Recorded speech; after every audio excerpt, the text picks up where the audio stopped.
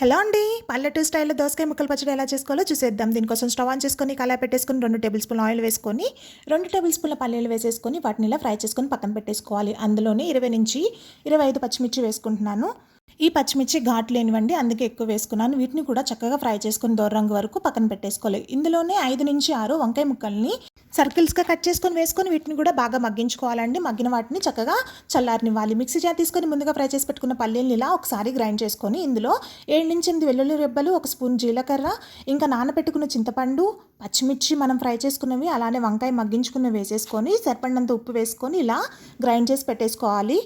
తర్వాత దోసకాయ ముక్కల్ని ఇలా చిన్న చిన్న ముక్కలుగా కట్ చేసుకుని మనం గ్రైండ్ చేసుకున్న పచ్చిమిర్చి వంకాయ మిశ్రమాన్ని వేసేసుకొని ఒకసారి మొత్తం కలిపేసుకోవాలి. ఇప్పుడు దీనికి తాలింపు వేసేసుకుందాం. స్టవ్ ఆన్ చేసుకొని కళాయి పెట్టుకొని 2 టేబుల్ స్పూన్ల నూనె వేసుకొని ఆవాలు, జీలకర్ర, పచ్చెనగపప్పు, ఎండుమిర్చి వేసేసుకొని ఇవి కొంచెం ఫ్రై అయ్యాక కరివేపాకు కూడా వేసుకొని చిటపటమన్న తర్వాత పావు స్పూన్ పసుపు, పావు స్పూన్ ఇంగువ వేసేసుకొని మనం ముందుగా రెడీ చేసి పెట్టుకున్న దోసకాయ ముక్కల మిశ్రమాన్ని ఈ తాలింపులో వేసేసుకొని 2 నిమిషాల పాటు మగ్గించుకుంటే చక్కటి పల్లెటూరు స్టైల్ దోసకాయ ముక్కల పచ్చడి రెడీ అయిపోయింది.